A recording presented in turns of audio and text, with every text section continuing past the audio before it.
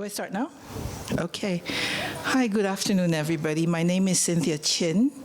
I have two other co-authors, or as I call them, co-conspirators. They're not able to be here today.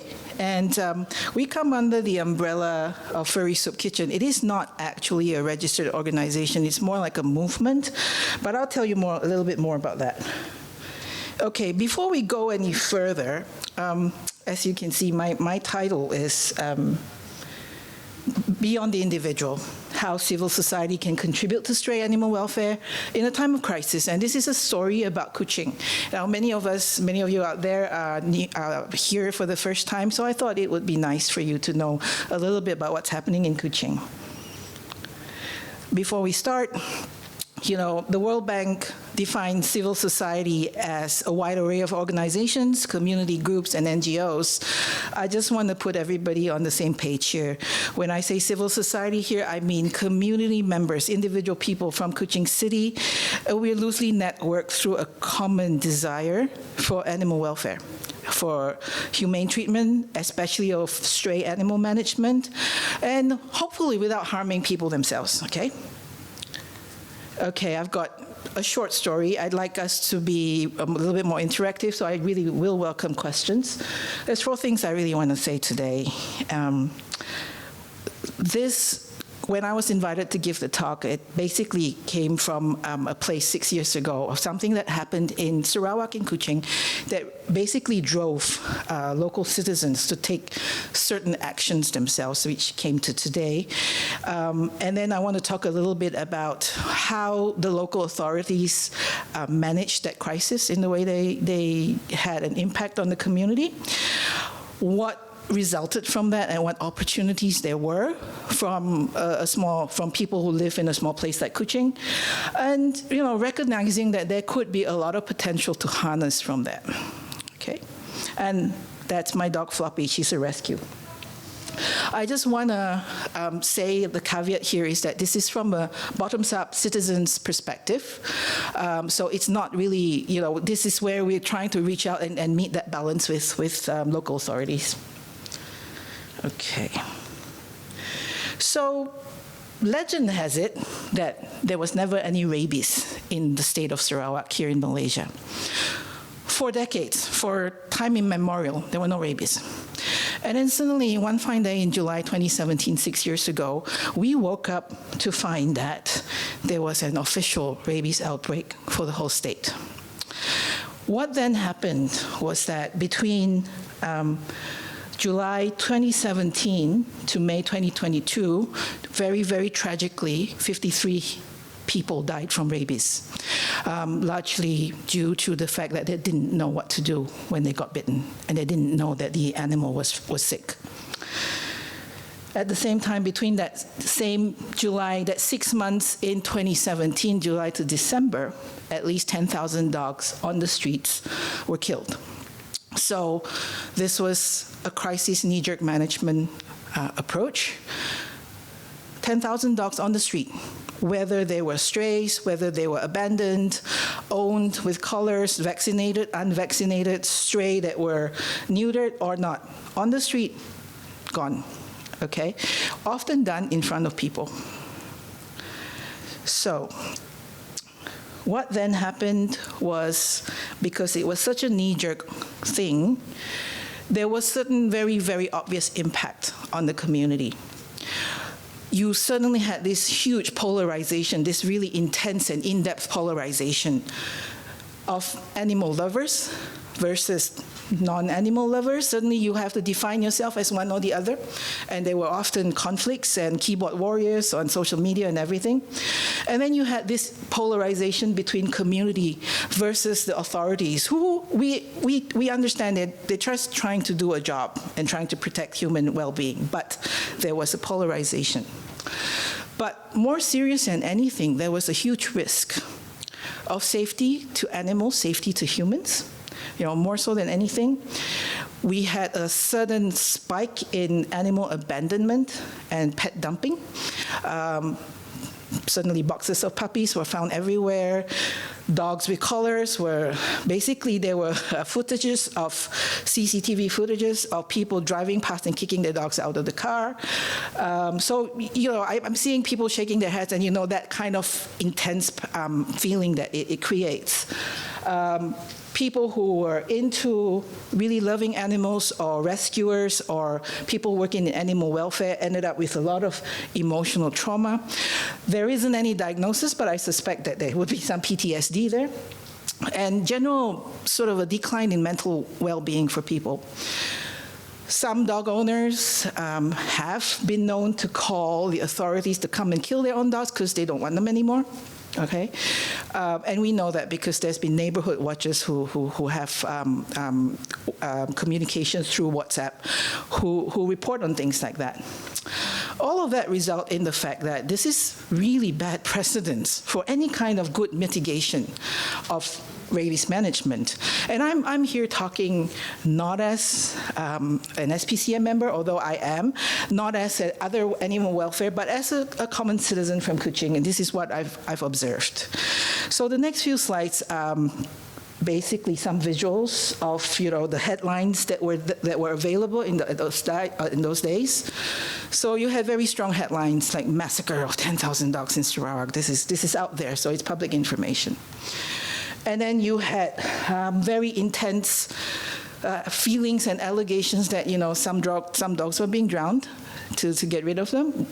This is all media. This is all in the press. And then you had pockets of community who then came together in protest, like having a peaceful requiem for the animals that were killed. So it had this really intense soup of very, very different reactions. And you had 600 people show up from a neighborhood just to support the fact that they don't like what's happening. Okay. So as the Sarawak SPCA, Donna, you've heard her talk a few times these past 3 days. They came up and said things like, culling's not the answer to this. It doesn't work. Never mind the human intense trauma, but it doesn't work because they come back stronger. The population doesn't get control through that. And sure enough, in May this year, after 6 years of killing, we are back to square one with, rising cases of rabies this year. No surprise. And I think I'm preaching to the converted when I say that there is a whole host of literature out there saying that killing doesn't work. You get unknowns coming in where you create voids of the population. And then you've got a whole host of publications talking about different ways and more humane approaches that works for both species, human species and animals. And if you're wondering why I focus so much on dogs, that's fine. You can ask me later. I will tell you why. So now here's the story. I just want you to focus on the left side for now. We have two things, pre-6 years ago, pre-2017 and post-2017 in Kuching. So this is a scenario in Kuching. Up till now, we're a small city. We've only got 2 local registered, recognized animal welfare organizations. So obviously one of them is Sarawak SPCA.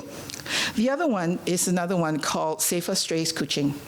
And they both play very different roles, but both complement each other in many ways. So up to 2017, SSPCA, they're really good at government engagement, a little bit of advocacy. They've got their own shelter. They do rehoming or adoption drives. Okay. SOS kind of fill the niche of that whole approach to trap, neuter, vaccinate, release, TNVR.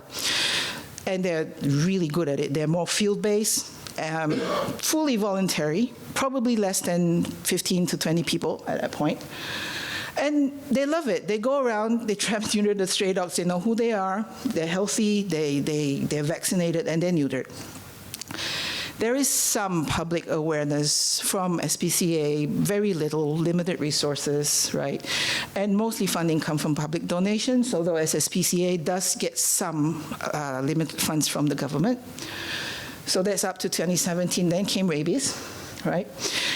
So what I'm talking about now is on top of this, suddenly SPCA and SOS, once rabies, the outbreak hit, they're faced with this overwhelming sudden deluge of rescue needs. So SSPCA shelter kind of increased in their population beyond, I don't know, bursting point. SOS suddenly found that they had no choice. They had to come up with an emergency shelter themselves, okay? Partly because they spent a lot of effort and money in vaccinating and neutering the dogs on the street.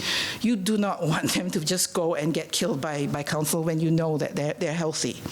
So a lot of these dogs sometimes are kind of recognized by communities, but because of the risk of them being killed, so SOS then came up with an emergency shelter, which exists to this day, okay? What then happened was suddenly you find these little pockets of people like myself who used to donate to SOS, buy their stuff, and SSPCA and everything, and we get really incensed by what's been going on. And we found that there were pockets of people who were willing to go beyond. And we kind of found ourselves, you know, there wasn't any kind of organization, but we found ourselves together, and suddenly you get these private emergency rescue halfway hubs, private homes.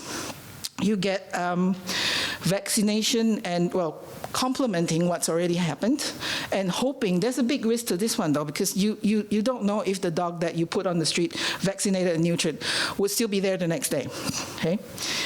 And then we had a couple of sort of personally driven vaccination drives. I'll show you some pictures of this. This one, the Batang Ai village vaccination, is an interesting one because Batang Ai is a very popular tourist destination. It's the home of wild orangutans in Sarawak. And there was Borneo Adventure is a private company. They specialize in bringing tourists from all over the world to Batang Ai. So and Batang Ai is about 4 hours drive and another 2 to 3 hours boat ride. They decided to bring a vet with them to vaccinate all the known village dogs that they were dealing with, the villages that were dealing with. And this is interesting because in Borneo, hunting is very much part and parcel of the culture. And traditionally, hunting dogs are a huge part of village life. They're highly valued. They can be people will go to great lengths to purchase what they think is a good hunting dog, and there are many myths as to what a good hunting dog is, from the position of the nipples to the lineage to anything. And they would be willing to pay quite a lot of money by local standards to get a good hunting dog. So Borneo Adventure decided that they would do that at their own cost, okay? And then there's this thing called Furry Soup Kitchen, which today I'm coming under. And of course, there's a lot of drive for people who are dealing with this sort of thing to get vaccinated themselves. Okay. All right, so this is just what I said before. So these were, sadly, only 2 neighborhoods were doing vaccination drives because this was right before COVID. So the first neighbor, basically how it works is that you get your local vet, there's only one vet in Kuching who's actually quite happy to do this, although there are a lot of vets in Kuching. They will set up somewhere near your neighborhood. You get your neighbors to bring their pets, come in and vaccinate or neuter, okay, for a discounted price. I did it a slightly different way. I got my vet to drive around in his little vet ambulance and go house to house and vaccinate for a discounted price. And that was what made people more willing to get their animals vaccinated, okay? So there are other things that popped up, like private dog parks, adopted dogs, private parties, where you get discount, where you could opt to neuter, pay for neutering. So these 3 guys, like the 3 musketeers of this private dog park, they were all rescues. So Oreo was found as a little puppy, abandoned in the staircase. No mama, no mom, no other siblings, unknown, origin unknown. Lucky is named Lucky because he was beaten within an inch of his life. And actually his rescuer is sitting right here, and she had to go through a lot to get him help to this private rescuer, private dog park. Tiny came bow-legged, and she was basically about the size of my palm. So they're all now happy. They have gone through socialization training. They live with this private dog park. It's called the Bark Park. The Bark Park is actually a business. One half of it is a business, profit-making to generate money. And then they also have this part where they have, they accept very dire rescues for cases like Lucky. So these are all individual community ground-up kind of approaches that came because of what happened. So Bung Jagoy is a village about 1.5 hours away from Kuching. They have very special dogs. It's a village, and it's a mountain. It's a great favorite with trekkers and hikers, and these dogs actually follow you up the mountain of their own accord, so you don't get lost. So when the big, massive mass killing happened, we raised roughly about a couple of $1,000 US to get these cages. Villages don't have fences, so we don't want them to be street dogs. So for the time that the culling campaign was happening, there was this donation of cages up there for the people to keep the dogs just for a few days for while that's happening. People would hike up and bring food with them for the dogs and all that. So it's become a bit of an attraction, and that's Bung Jagoy. Furry Soup Kitchen is not really an organization. There's no staff. One of my co-authors actually started it as a movement. So what happens is we do get in Kuching a lot of people who go around the streets feeding street dogs. It's often very expensive. And these are people who are just regular people. They might or might not have sources of income. So Furry Soup Kitchen supplies these feeders with food. So we've got a network of probably about 7 feeders at the moment.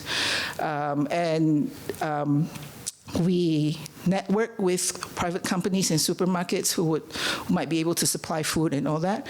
And then they would come at a set time and place, and it would be distributed to the feeders. This is another example of a small movement. This Paws of Hope is a Kuching-based movement too, started by a 15-year-old girl a few years ago.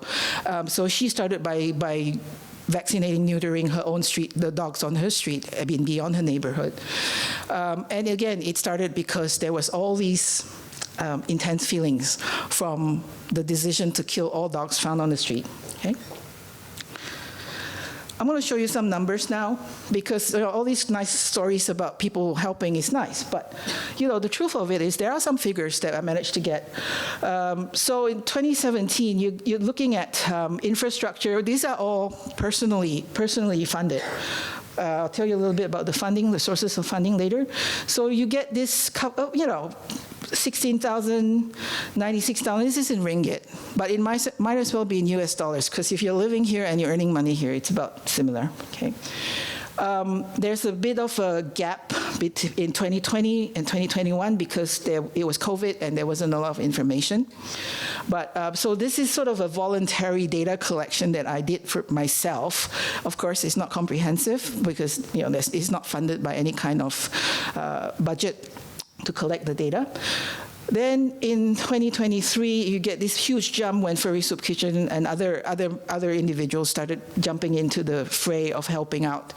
And it came up to, in those more or less 6 years, it came up to about 979,540 ringgit. Okay, you divide that by about four US dollars. I know it's not a good way to average it out because there's so many gaps here, but you're getting privately, individually funding of roughly about 35,000 US dollars, which is 163,000 ringgit. Okay. Sources of funding: personal, beg from your friends and family, voluntary solutions through social platforms, and then publications like this. I did this because I at one point I just needed a little bit more help. So this is a bunch of stories of actual rescues that I did, and it's actually available outside on a little bit of advertising because I have the mic. Okay. So very quickly, what motivates people to do that? It's a whole host of reasons. Humane and ethical reasons. They don't want to do any harm, even though they might not want to be actively involved. Basic kindness. They love animals. A very small number of people might not like the government that much, so they donate. Could be a whole host of reasons.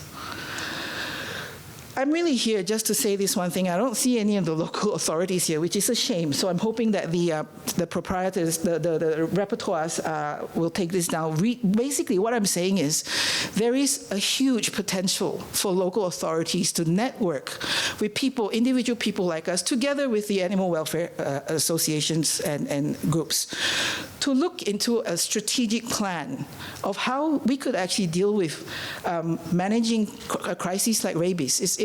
I'm not saying we have all the solutions, but I'm saying there's no connection and there needs to be one, okay? So leverage on us. We live in Kuching, we're the people of Kuching, we're a community of Kuching. I would say there is this opportunity, not just for Kuching, but also in other places in the world. And it's time for an inclusive way to approach this, okay? Thank you. Any questions?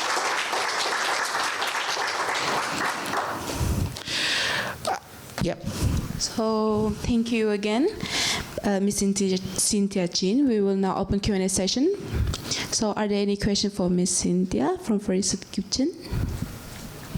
Yes. Okay. This one. What do you think would be the best way that the council, the government could support people like you? I would like to start with saying, can we sit down and understand each other? I know a lot of times they say that, oh, it's for human safety, but I don't see a lot of education and awareness programs. What do you do when you get bitten? What do you do when you get bitten by your own dog? What do you do when you get bitten by your friend's dog? That's one thing. What are the strategies needed? And my co-authors and I, we are actually, one's a high-flying car dealership owner, the other one owns the private dog park, and I'm in wildlife conservation. Can we sit down and just draw from what we already know to strategize, right? Can we connect the community or the interested parts of the community? And it could be somebody to help plan, somebody to give money. How do we network with people like SOS and SPCA? So there isn't that kind of dialogue, and I would say that's the first step before anything else. Yeah. All right, any more questions? All right, thank you. Thank you. Cynthia Chin. Any other questions? I'm just outside.